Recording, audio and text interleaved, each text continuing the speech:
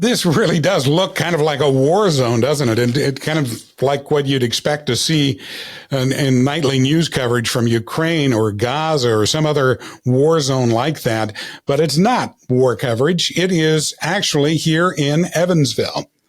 And there's about 13 acres of this rubble, of this area that looks like it was just completely bombed out right off the Lloyd Expressway near downtown Evansville. Can you imagine? Well, stick around because we're going to share more about this. This is a show that you want to be with all the way to the end because we'll show you more about this property. We'll tell you why nobody wants to do anything about this and deal with it. And we'll also show you some video of some people who are illegally making money off of this property as well. So stick around. We've got a good one in store for you today on This Week in Evansville. Hi, I'm Johnny Kincaid. Thanks for making the time to join us here on This Week in Evansville. We are produced at the studios at City Gate, located on Evansville's east side. And these great studios are available for other podcasters to use as well. To get more information, send me an email at thisweekinaevansville@gmail.com. I'll be happy to send you more information about use of our facilities here at City Gate. Also want to remind you about the City Gate Prayer for Our City that happens every Tuesday at noon.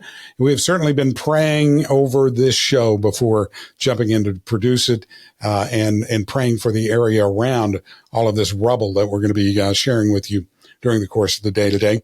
Also, I'm really excited to let you know that This Week in Evansville is now available on the website of the City County Observer, city-countyobserver.com. That is in addition to our presence on YouTube and on Spotify and other outlets for podcasts. And we're really thrilled with that association. You can also check out our written pieces at City County Observer as well, both online and in the print edition. All right, so let's talk about this property that nobody wants to deal with. About 13 acres. Looks like it's been bombed. It's actually because of a fire here. You might remember the fire. Where we're talking about is located. The actual address is 119 North Morton Avenue. It's just off the Lloyd Expressway, and this property used to be at one time a place where the Hercules Buggy Company was headquartered here, and then Serval Refrigerators came in with doing their manufacturing in this facility. And, of course, Evansville became the refrigerator capital of the world as a result of that.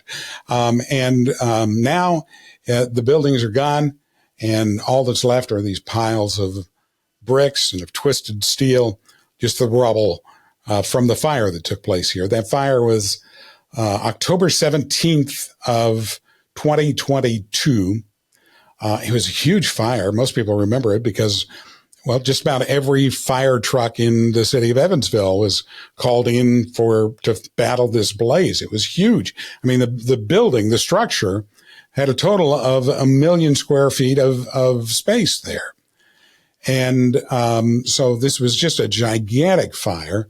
The smoke was so thick they had to close the Lloyd Expressway during morning rush hour that day, making it a mess for people getting to work in downtown Evansville, of course. And,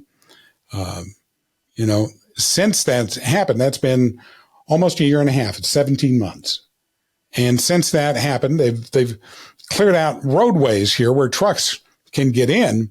But then they've just left the piles of bricks and twisted steel and some of the walls that are no longer supported, but still kind of standing there. And what they've left is not just an eyesore, not just a blight, but it is also very unsafe.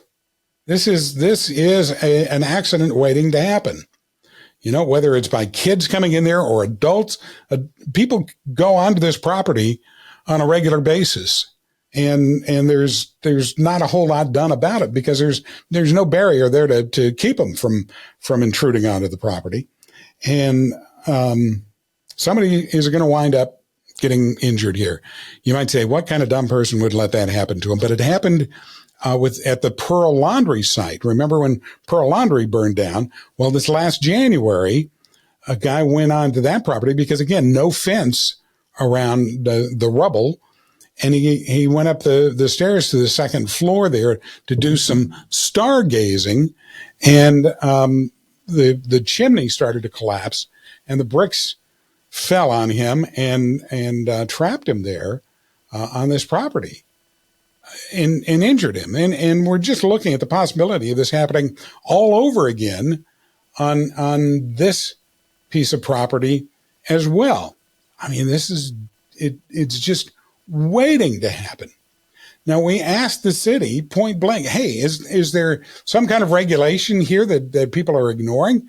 Do we have an ordinance that requires that hazardous locations or construction sites or demolition sites, that they might be required to have a fence around them? And the answer was no. Just that. Just a simple no. There is no such requirement. So I'm going to give me just a second here because I want to look up the Indiana or the Evansville code that speaks to this, so that you get an idea of what's actually on the books, and then you can kind of figure it out whether the city would be capable of taking some kind of action here. In the Evansville Building Code, it says vacant structures and land. All vacant structures and premises thereon or vacant land shall be maintained in a clean, safe, secure, and sanitary condition as provided herein, as to not cause a blighting problem or adversely affect the public health and safety. Now, again, look at a shot of this property. Isn't this a blighting problem? And those walls and the piles of bricks, are those potentially something that could adversely affect public health or safety? Now, there's another section in Evansville's code that references protection of public. It says, no building project shall proceed without the contractor or his authorized agent taking the proper precautions for the protection of life and property. Where permission is given for the storage of materials, where excavations have been made, or where anything in or about any work or construction is being undertaken, there shall be properly displayed all necessary warning signs, red lights, and danger signals. You know, that a hazard exists, but there's maybe a couple of, like you see, no trespassing sign here. But in another broad area where it's easy entry into the property from Morton Avenue, no sign, no fence, no gate. So, you know, they're in violation of that ordinance, in my humble opinion, at least. So, you know, there is, I think, room for the city of Evansville to be able to do something about this. We talked to, we got in touch with Evansville Building Commissioner Johnny McAllister. He says that he and other inspectors have visited the site and that they have sent out notice to the owner of record, and that they've also written several citations on the property. And that the city's legal department is also looking into other options. Now, our request for copies of the citations and for the copies of the notices that were sent to the owner of record have gone ignored so far at this point. And we're hoping that the city will come around and share those pieces of information with us as well. We do know who the owner of record is. It's a company called Morton Warehouse Incorporated. That's it, Morton Warehouse Incorporated. The property is actually divided into several different lots, but it's the same company that owns all of those lots there and they are obviously not taking all of the necessary steps to get the improvements to happen there, to make it safe. We checked, since the city doesn't have an ordinance dealing with this, we did check on OSHA regulations to see if maybe there was something at the federal level. OSHA does not have a requirement for construction sites to be fenced off, or demolition sites, or hazards even to be fenced off. Nothing in the OSHA regulations about it. But what OSHA does say is most cities in the country have some ordinance in place requiring that fencing around construction sites. Just that Evansville doesn't happen to be one of those communities. So OSHA doesn't require it, the state of Indiana doesn't require it, and the city doesn't require it. So even if there's a big fat hazard there, why should Morton Warehouse Incorporated bother with putting the fence up? Unless there's something with some teeth that's going to bite that owner in the hind end because he's ignoring the safety factor that's involved there. Now, this property owner is actually, they're behind in their taxes. We looked at that. The valuation of the property, took a huge hit once you level all of the buildings there, and the fact that all this cleanup has to take place brings the value of that property down. And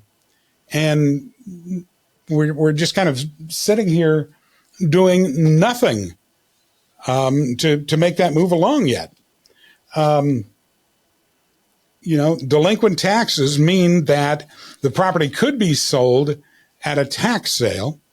I don't know whether that yet has taken place. They have to be, I believe, 3 tax payments behind before the property can go into a tax sale. And then there are 2 attempts to sell it at the tax sale. And then after that, then the county commissioners are able to take a deed on that property as a result. But here's the underlying question. Probably Morton Warehouse, the owner of that company, likely doesn't have the kind of money, the resources that are needed to be able to clean this mess up. So the big question now should be, why hasn't the property been condemned? Why hasn't the city stepped in, condemned it, and taken over? Well, I can probably give you the answers because nobody wants to deal with the expense of the cleanup. Not the owner of the property. He doesn't want to deal with that expense. Not the city. They don't want to deal with that expense. And the county certainly doesn't want to take this property over and deal with that expense. Nobody wants to deal with this property that looks like it was bombed out. And by the way, the property is located, right by the residential neighborhood that we know as Jimtown, a couple of block walk from the Jimtown neighborhood. This is one of the most impoverished, blighted neighborhoods in the city of Evansville. I mean, we're talking about people who, don't have much to begin with. And if you take a tour through Jimtown and you just look around that neighborhood, oh my gosh, this is a lot of blight and a lot of poverty there. And that's, kind of at the heart of this whole thing.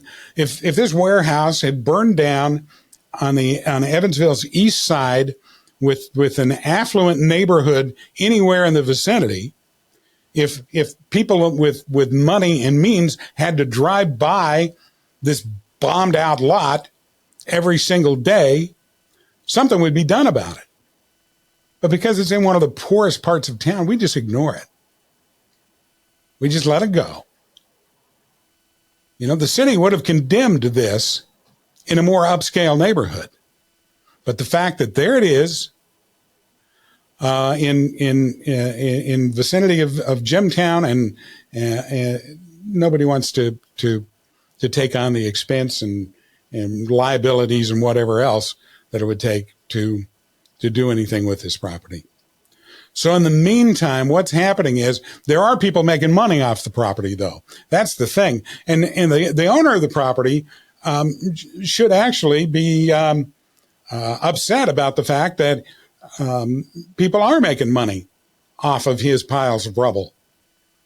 I mean, he could go in there and scrap out materials from those buildings and get tens of thousands of dollars out of that scrap, and enough to put maybe some fencing up, maybe pay part of the tax burden on at least one of those lots. I mean, we have watched as people have gone onto the lot and have gone through the steel that's located there. They make sure that there aren't any markings on it to indicate where it comes from, and then they load it into the pickup. Look at this. Load it into the pickup and drive off with it, and then turn around and sell it as scrap.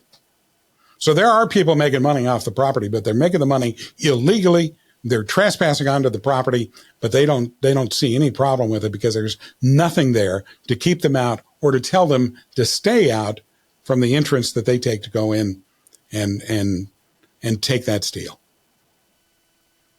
It's time to do something with this property. It's time to take action.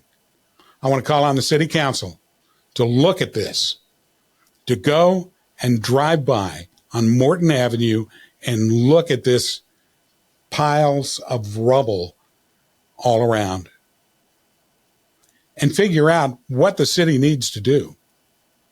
It's time to stop saying, well, it's the property owner's responsibility, and it's time to just step in and take action. And the city needs to get that ordinance in place, to put up fencing around demolition sites and construction sites so that we can prevent tragedies from happening, prevent injuries from happening, like happened earlier this year at the Pearl Laundry fire site, and protect the people. Because next time it's going to be a kid, some little kid who's just curious, and the kid doesn't know anything about trespassing or not trespassing, and may see the sign but not think anything of it. Just a kid. Go in and, I can play in there. So let's fix the situation. Let's put a fence around this property, and then, in addition to that, let's make sure that we have an ordinance in place here in the city of Evansville that will help protect us from any kind of future catastrophe taking place, dealing with somebody just walking into a site like this. All right. I'm going to come off my soapbox. That's my rant for today. I'm Johnny Kincaid, and I want to thank you for joining us. Be sure to hit the like button. Share your comments with us. By all means, share this video. As a matter of fact, be sure that you share it with your city council person, or with the county commission, or with the mayor's office, for crying out loud. Share it with the building commissioner. Let them all know that you think it's time to make a change here. All right? So do that. And then join us again next time. Be sure to subscribe, by the way, so you never miss an episode. We got gubernatorial candidates on the way into the studio. You'll be hearing from them really soon here on This Week in Evansville.